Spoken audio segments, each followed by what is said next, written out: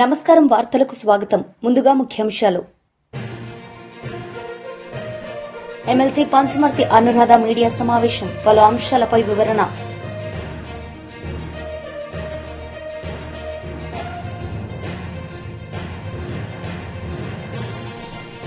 మాజీ మంత్రి Srinivas Goud press meet, పలు అంశాలపై వివరణ.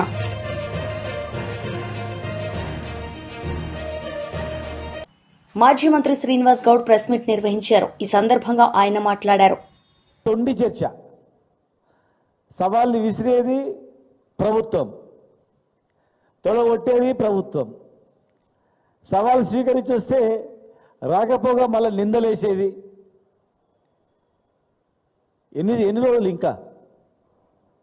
ఇవాళ మేము కల్వకుర్తి లిఫ్ట్ కాలువలో కేఎల్ఐ పంపులు ఆన్ చేయండి అని చెప్పినాము. ఉత్తమ్ కుమార్ రెడ్డి గారు ఏమన్నారు, ఈ నెలాఖరు వేస్తామని అన్నాడు. ఇలా ఆన్ చేసారు. ఎందుకు ఆన్ చేసారు? మరి అధికారులు చెప్పారు తప్పు సార్, శ్రీశైలం నిండుతుంది, పైన పోతిరేటిపాడు నుంచి అనుమతి లేకుండా నీళ్ళు తీసుకుపోతున్నారు, మరి ఏం అంటలేము, మనం ఆప్తలేం చేస్తలేము. జనరల్గా ఎక్కడే కానీ శ్రీశైలం నిండి నాగార్జున సాగర్ నిండి దిగువ ప్రాజెక్టులు నిండిన తర్వాత పైన ప్రాజెక్టులు నింపుకుంటారు. కింద నిండనే లేదు. నిండుతుందో లేదో ఎట్లా ఊహిస్తారు? నిండిన తర్వాత కింద నాగార్జున సాగర్ నిండాలి కదా. కల్వకుర్తి లిఫ్ట్ ఇరిగేషన్ కేఎల్ఐ పంపులు ఆన్ చేయండి, వరద వచ్చినప్పుడే తీసుకునేవన్నీ. ఎలాంటి రిజర్వాయర్ లేకుండా కేఎల్ఐ కట్టింది. మరి వర్షాలు వచ్చిన తర్వాత, వరదలు అయిపోయిన తర్వాత ఎట్లా లిఫ్ట్ అయితే అవి? అధికారులను అడిగారు, అవగాహన ఉంచుకోరు. మళ్ళీ ఏదైనా మాట్లాడితే మితండవాదం చేస్తారు.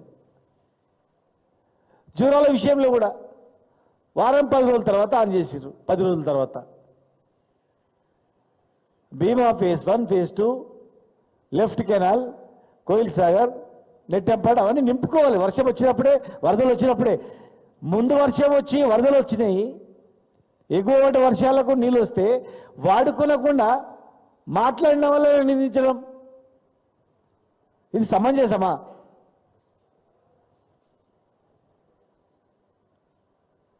చదువుకున్న వాళ్ళంటే ఏంరు, చదువుకున్న వాళ్ళంటే ఏంరు? ఊర్లలో ఏం పని పాట లేకుండా అరే గాలెం అడుగుతాడంటారా వీడు, గీమె అక్కడ పోతాడంటారా అని చెప్పి మాట్లాడుకుంటారు ఊర్లలో. చిన్నప్పుడు ఉట్టి చేపట్టల కాడ కూర్చొని ఉట్టి అయినా సిగరెట్ తాక్కుంటా, బీడి తాక్కుంటా, ఛాయ్ తాక్కుంటా ఉట్టిగా మాట్లాడుకుంటారు. ఊరిట్లా ముందర కళ్ళ కనిపించింది అనుకో, ఆమె గురించి మాట్లాడము, ఇంకో ఆయన గురించి కనిపించింది అనుకో, ఆయన గురించి మాట్లాడడం. ఇవే డిస్కషన్లో రాష్ట్ర స్థాయిలో. ఒక పార్టీ అధికారంలోకి వచ్చి 2 సంవత్సరాలు అవుతుంది. ప్రజలు పడుతున్న కష్టాలు నిజమా కాదని తెలుసుకోవాలి. ప్రతిపక్షం మాట్లాడేటి నిజమా తెలుసుకోవాలి. సోషల్ మీడియా వచ్చేవాళ్ళు టీఆర్ఎస్ కార్యకర్తలా ప్రజల్లా మాట్లాడేది ఎందుకు మాట్లాడుతున్నారు?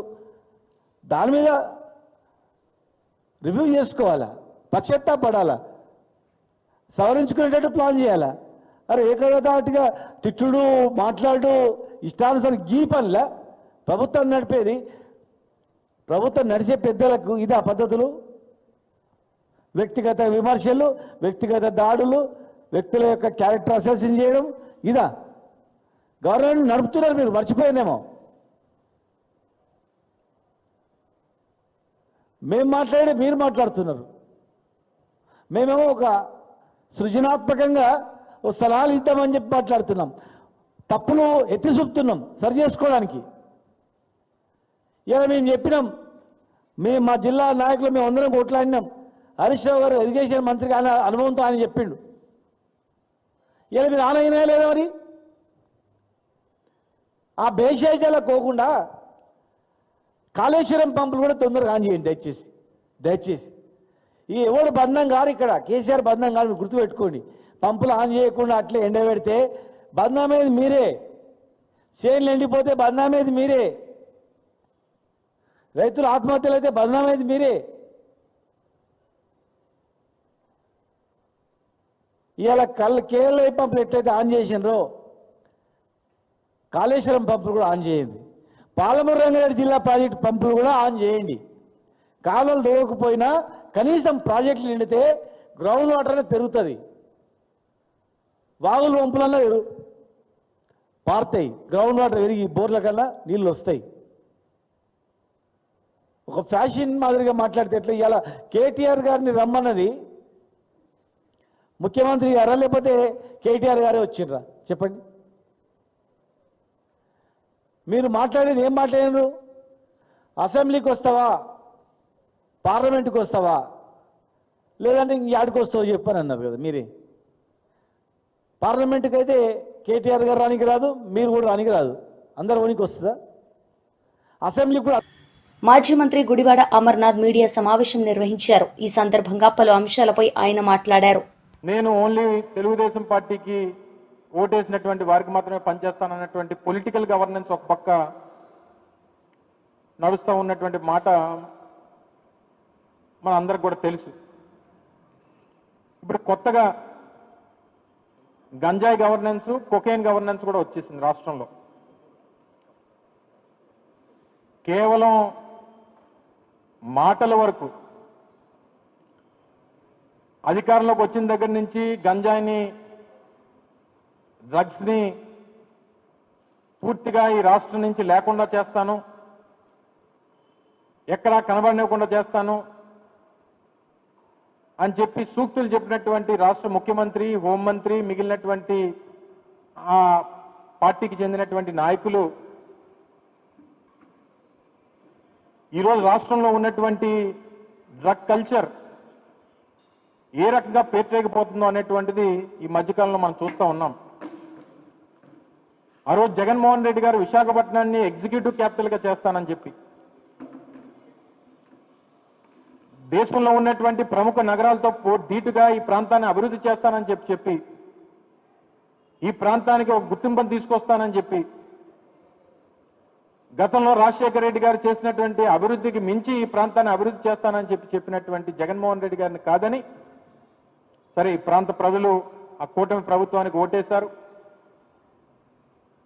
ఈరోజు ఎగ్జిక్యూటివ్ క్యాపిటల్ అనేటువంటి మా నినాదం, మా విధానాన్ని పక్కన పెట్టి ఈరోజు డ్రగ్స్కి క్యాపిటల్గా విశాఖపట్నాన్ని తయారు చేసినటువంటి కూటమి ప్రభుత్వాన్ని ప్రజలందరూ కూడా ఒకసారి గమనించమని చెప్పి కోరుతా ఉన్నా.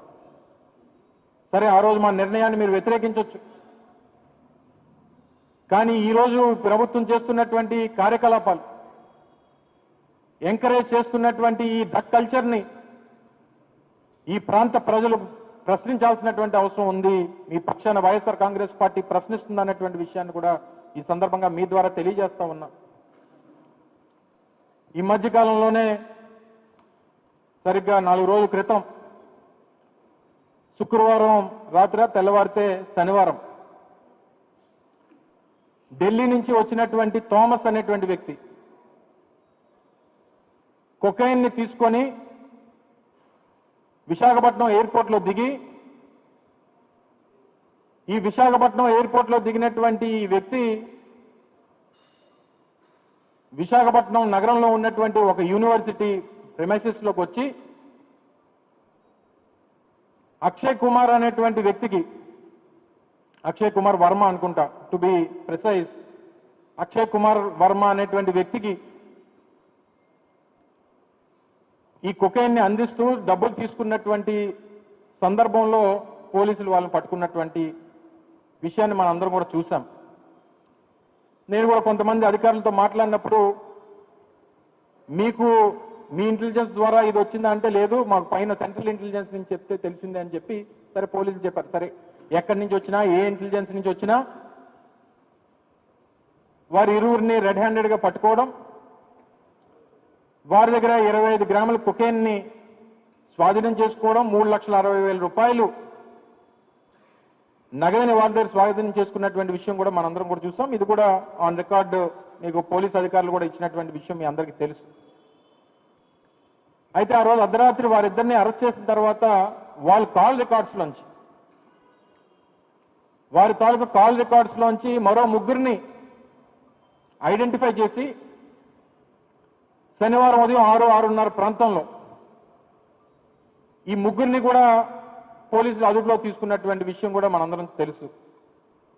సరే, వారికి ఉన్నటువంటి కాల్ రికార్డ్స్ని ఆధారం పెట్టుకొని ఈ థామస్ అనేటువంటి వ్యక్తి కానీ, లేకపోతే ఈ అక్షయ్ కుమార్ అనేటువంటి వ్యక్తి కానీ వీరి ద్వారా ఎవరికి సరఫరా టీడీపీ పోలీస్ బ్యూరో సభ్యులు వర్ల రామయ్య మీడియా సమావేశం నిర్వహించారు. ఈ సందర్భంగా పలు అంశాలపై ఆయన మాట్లాడారు. ఎవరైనా మాట్లాడతారు అట్లాగా? అందుకే నేనంటున్నాను, నేను ఇమ్మీడియట్ గా the police have to register A case against him. It is outraging A modesty of A women.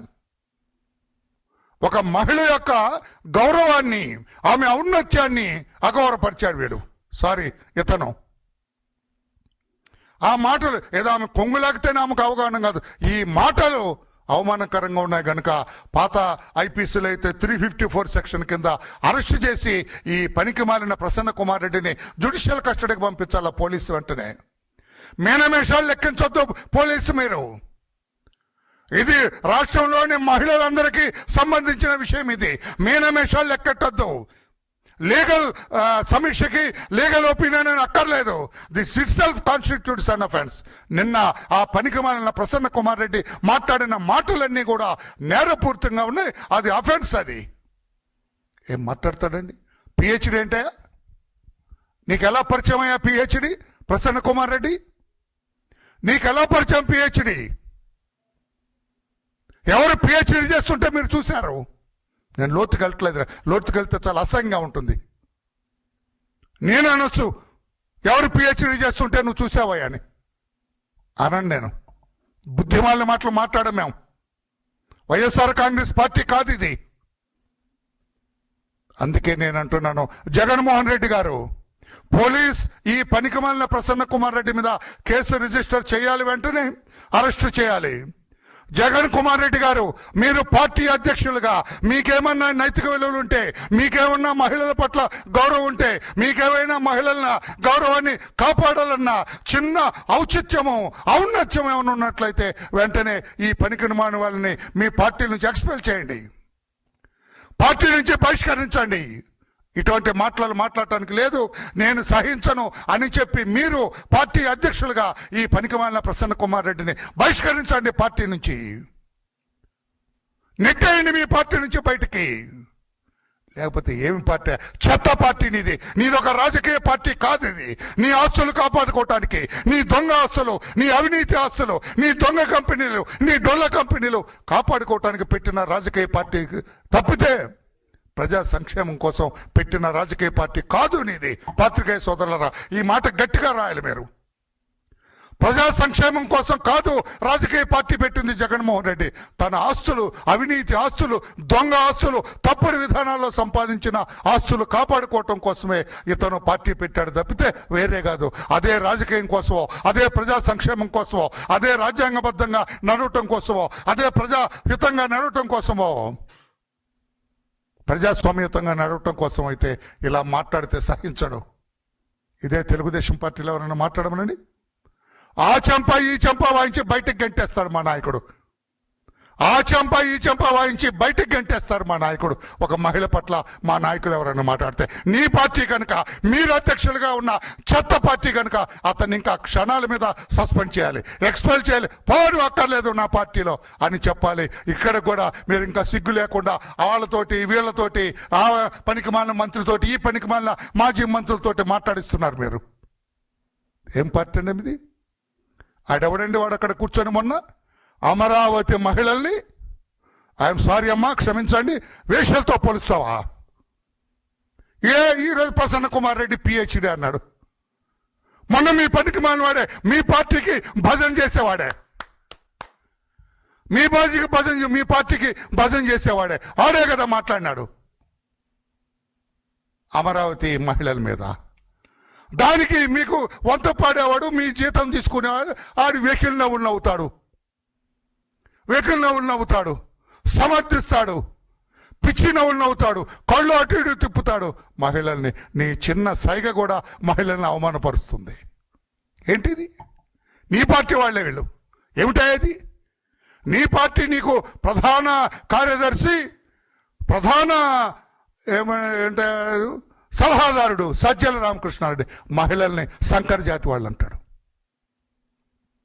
అనొచ్చా? బుద్ధున్న మాటల, అన్నం తినే మాటలవి. ఒక మహిళ గురించి అంటే నీ ఇంట్లో మహిళ ఉన్నట్టు కాదా? నా ఇంట్లో మహిళలు తప్ప మిగతా వాళ్ళ గురించి అని ఏమైనా చెబుతావా? Useless talk. టీఆర్ఎస్ మహిళా లీడర్లు మీడియా సమావేశం నిర్వహించారు. ఈ సందర్భంగా పలు అంశాలపై వారు మాట్లాడారు. చెప్పాలని చెప్పేసి మేము ప్రశ్నిస్తా ఉన్నాం.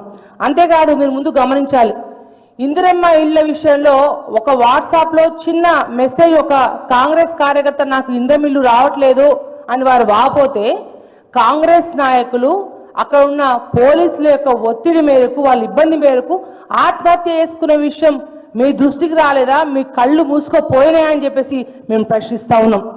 అంతేకాదు, మీ అనుచరులు ఏవైతే ఇసుక దందాలు చేస్తున్నా మిగతా అంతా కూడా మీరు మంత్రి అయినాక అరాచకాలన్నీ కూడా ఒక జర్నలిస్ట్ సోదరుడు బయటపడితే మీరు పిడిగుద్దులు గుద్ది వారిని ఇబ్బంది పెట్టి కార్లో లాకెట్టి మీ కార్యకర్తలు మీ అనుచరగడం కొట్టింది వాస్తవం కాదా అని చెప్పి మిమ్మల్ని అడుగుతా ఉన్నాం.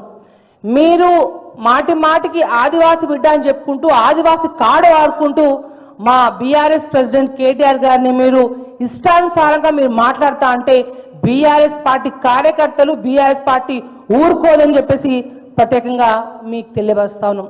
మీరు ఎట్లుందంటే ముసలి కన్నీరు గారుస్తూ ఇవాళ స్వాతి ముత్య యాక్టింగ్ చేసుకుంటూ ఫేస్ పెట్టుకుంటూ, గతంలో ఉన్న ధనసరి సీతక్క వేరు, అధికారం వచ్చినాక మంత్రి అయినాక సీతక్క యొక్క వేరైందనేది మీరు గమనించాలని తెలియవస్తా ఉన్నాం. వాస్తవంగా రేవంత్ రెడ్డి యొక్క క్యాబినెట్ లో మహిళలకు గౌరవం లేదని ఒకరినొకరు వెళ్ళి కూడా గాంధీ భవన్ లో మీ యొక్క ఇన్ఛార్జ్లకు వాపోతున్నది వాస్తవం కాదా మీరు గమనించాలని తెలియవస్తున్నాం.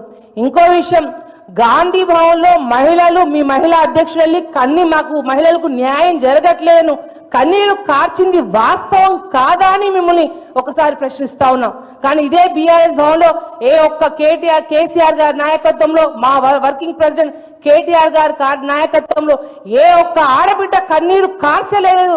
వాస్తవమా కాదా మేము తెలియజేస్తా ఉన్నాం.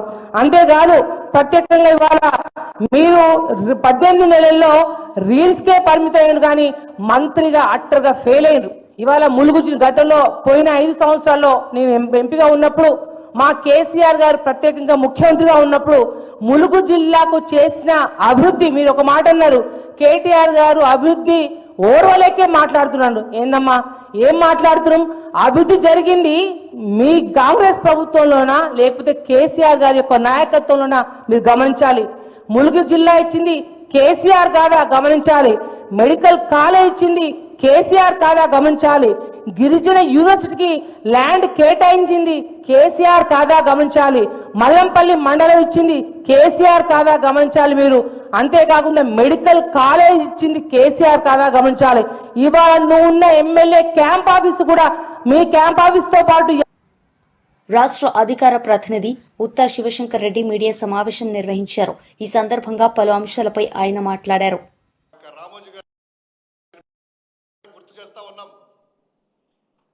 తర్వాత ఆ సభల్లో వీడియోలు కూడా జస్ట్ ఒక క్లిప్పింగ్ చూపిద్దాం.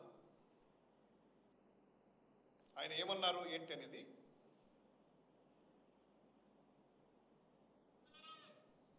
ఒక్కసారి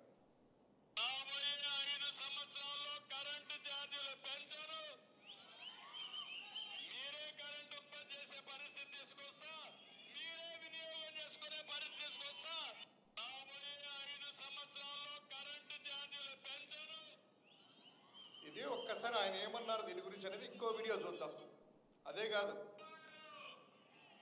వివిధ సభల్లో మళ్ళీ చెప్తున్నా, నాణ్యమైన కరెంటు రావాలంటే, కరెంటు రేట్లు పెరగకుండా ఉండాలంటే తెలుగుదేశం జనసేన రావాలి.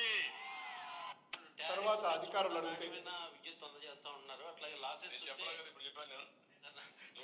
నువ్వు చెప్తున్నావు నాకు, నేను ఉండే వాస్తవ పరిస్థితి.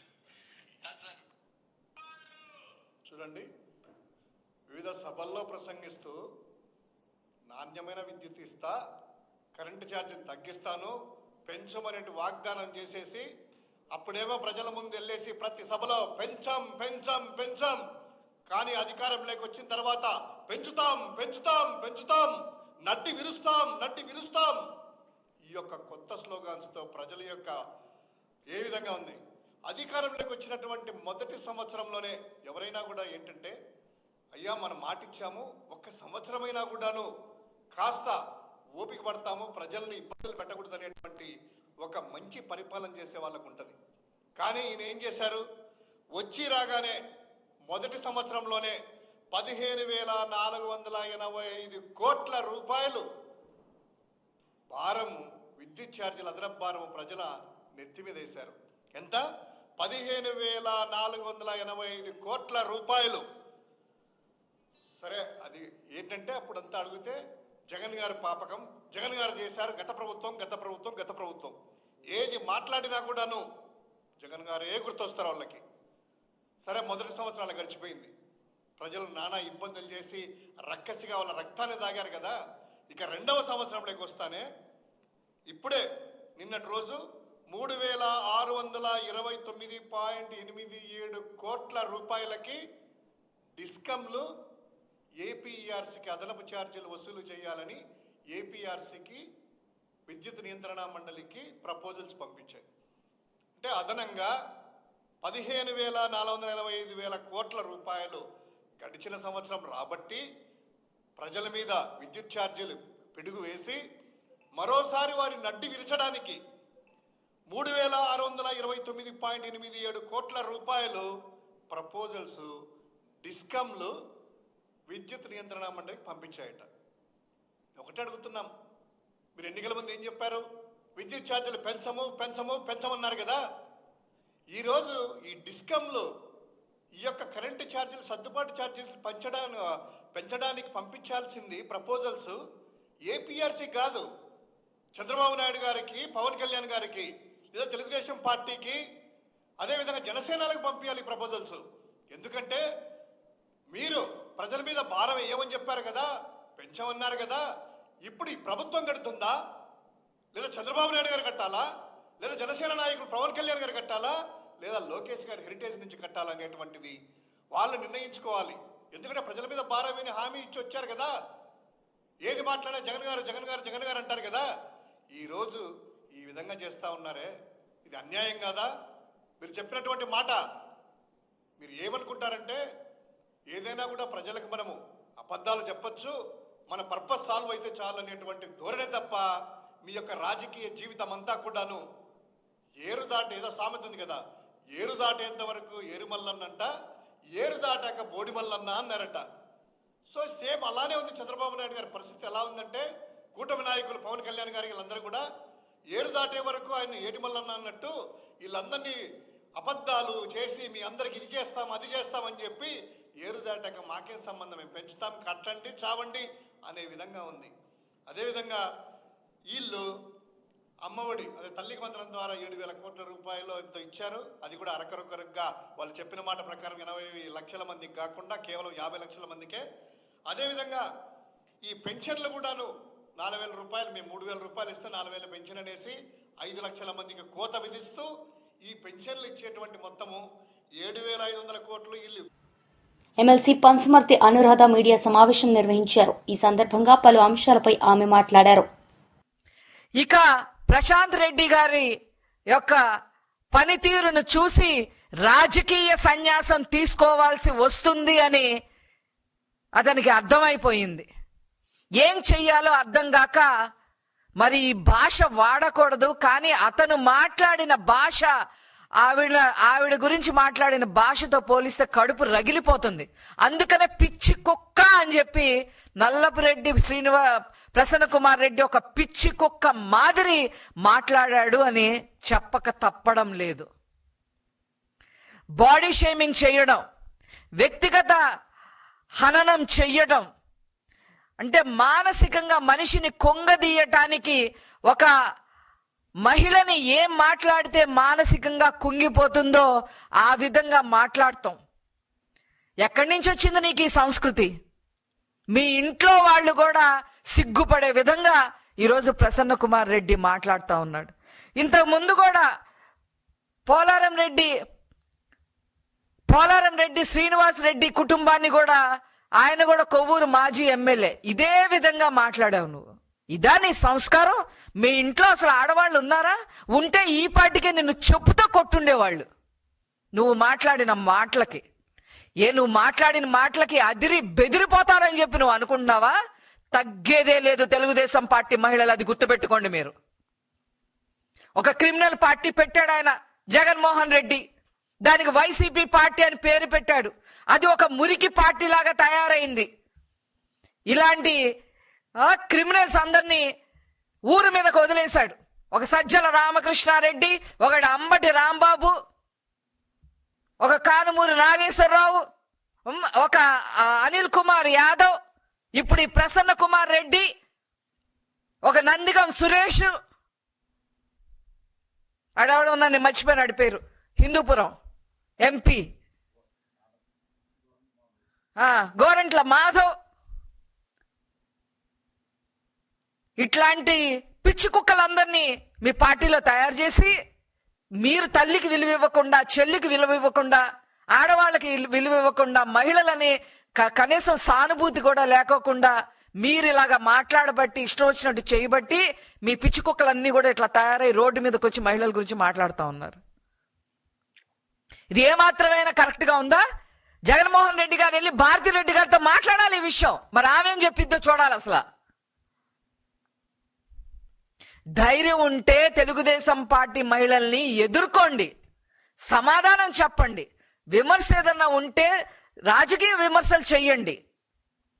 మిమ్మల్ని గైడ్ చేయమని మేము అంటలా, మీ గైడెన్స్ తో మాకు పని లేదు, మీది ఒక క్రిమినల్ పార్టీ కాబట్టి. విమర్శ ఉంటే విమర్శ చెయ్యండి, రాజకీయంగా ఎదుర్కోండి. రాజకీయ ముసుగులో ఉండి ఓ 10 మందిని పోగేసుకొని ఇష్టం వచ్చినట్టు మాట్లాడతారా మీరు? ఇదేనా మీ సంస్కారం? మొదటి నుంచి కూడా తెలుగుదేశం పార్టీ మహిళల మీద గురి పెట్టింది జగన్మోహన్ రెడ్డి. మీరు ముఖ్యమంత్రి అయినా సరే మీకు కనీసం మర్యాద కూడా ఇవ్వాలనిపించట్లేదు మహిళల్ని ఈ రకంగా మీరు మీ పార్టీ వాళ్ళ చేత మాట్లాడిస్తున్నందుకు. ఎక్కడ కనీసం ఒక ఖండన కూడా ఇవ్వరు, మొహాటానికి కూడా ఒక ఖండన ఇవ్వరు జగన్మోహన్ రెడ్డి. పిశాచులు అంటారు, మహిళల్ని పట్టుకొని పిశాచులు అంటారు, సంకరజాతులు అంటారు, వేశ్యలని చెప్పి మాట్లాడతారు. పసుపు చీరలు కట్టుకొని ఇళ్లమ్మడి తిరిగారని మీ సొంత చెల్లినే మాట్లాడారు. వార్తలు ముగించే ముందు ముఖ్యాంశాలు మరోసారి. ఎమ్మెల్సీ పంచమర్తి అనురాధ మీడియా సమావేశం, పలు అంశాలపై వివరణ.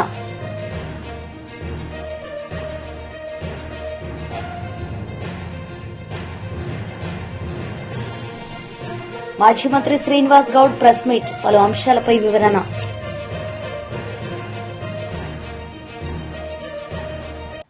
ఈ వార్తలు ఇంతటితో సమాప్తం. తిరిగి ప్రసారమయ్యే వార్తల్లో మళ్లీ కలుద్దాం. అంతవరకు సెలవు, నమస్తే.